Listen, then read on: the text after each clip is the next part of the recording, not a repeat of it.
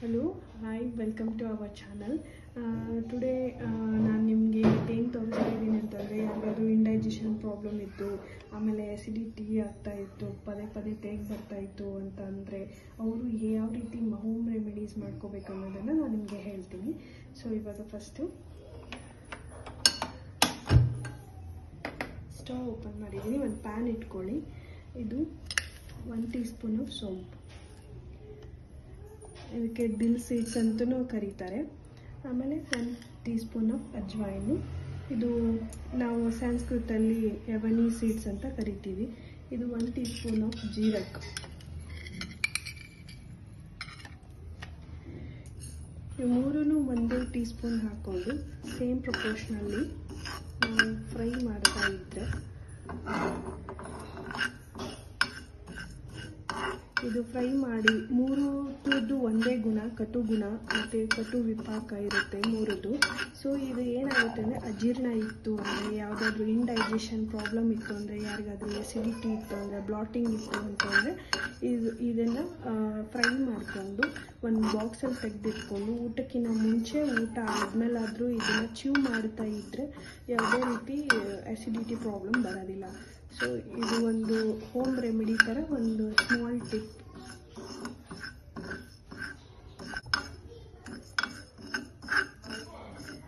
ಇದು ಬ್ರೌನ್ ಆಗೋವರೆಗೂ ನಾವು ಫ್ರೈ ಮಾಡ್ತಾ ಇರಬೇಕು.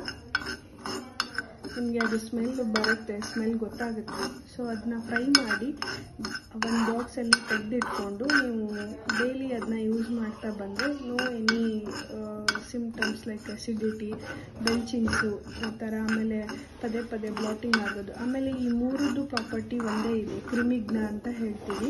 ಕ್ರಿಮಿಗ್ನ ಅಂತಂದರೆ ಏನಾದರೂ ಹೊಟ್ಟೆ ಒಳಗಡೆ ಜಂತುಹುಳು ಏನಾದರೂ ಆಗಿತ್ತು ಅಂತಂದ್ರೆ ಕೂಡ ಇದು ಚ್ಯೂ ಮಾಡೋದ್ರಿಂದ ಒಳ್ಳೆ ಬೆನಿಫಿಟ್ಸು ಆಗುತ್ತೆ.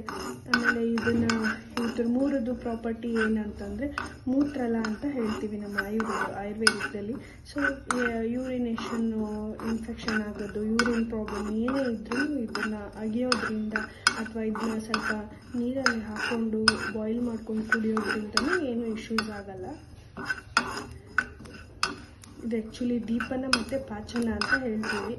ದೀಪನ ಅಂತಂದರೆ ಸ್ಟಿಮ್ಯುಲೇಟಿಂಗ್ ದ ಡೈಜೆಸ್ಟಿವ್ ಎಂಜೈಮ್, ಪಾಚನ ಅಂತಂದರೆ ಡೈಜೆಷನ್ನು, ಫುಡ್ಡನ್ನು ಡೈಜೆಷನ್ ಮಾಡೋವಂಥ ಕೆಪಾಸಿಟಿ ಇರುವಂಥದ್ದು. ಇದು ಆಗಿದೆ, ಇವಾಗ ಈ ಥರ ಸೌಂಡ್ ಬರ್ತಾ ಇದೆ ಅಂದರೆ ಆಗಿದೆ ಅಂತ ಅರ್ಥ. ಇದನ್ನ ಸ್ವಲ್ಪ ಆರಿಸ್ಬಿಟ್ಟು ಒಂದು ಬಾಕ್ಸಲ್ಲಿ ತೆಗೆದಿಟ್ಕೊಂಡು ನೀವು ಡೈಲಿ ಇದನ್ನ ಚ್ಯೂ ಮಾಡ್ತಾ ಇದ್ದರೆ ನಿಮಗೆ ಒಳ್ಳೆ ಬೆನಿಫಿಷಿಯಲ್ ಇದೆ. So this is my today's tips for your health.